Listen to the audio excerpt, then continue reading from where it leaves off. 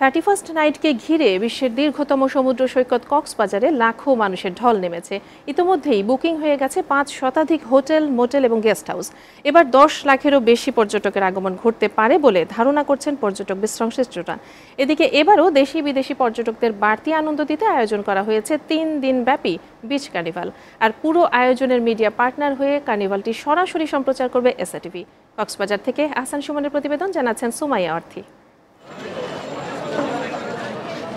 পুরনো বছর বিদায় আর নতুন বছরকে স্বাগত জানাতে এবারও আগেভাগেই কক্সবাজারে এসে হাজির হয়েছে লাখো পর্যটক। সাগরের লোনা জলের সাথে মিতালি করে এখন তাদের সময় কাটছে।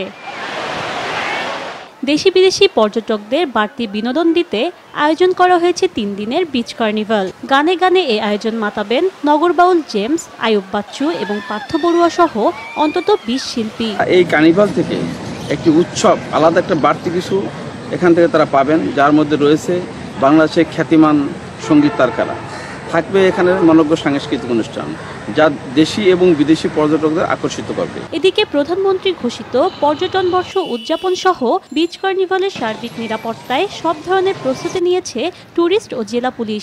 বেড়াতে আসা পর্যটকদের জন্য আমরা লাবণী, সুগন্ধা, কলাতলি এবং ইনানি, দরিয়ানগর এসব জায়গায়, হিমচুরি এসব জায়গায় আমাদের টহল পার্টি কাজ করতে 24 ঘন্টা। আর আমরা সকাল 8টা থেকে রাত 8টা পর্যন্ত ইনানিতে নিরাপত্তা দিয়ে থাকি। এবারে 31st নাইট সহ 3 দিনের বিচ কার্নিভালকে ঘিরে 4 স্তরের আলাদা নিরাপত্তা ব্যবস্থা নিয়েছে আইন শৃঙ্খলা বাহিনী। SATV news desk.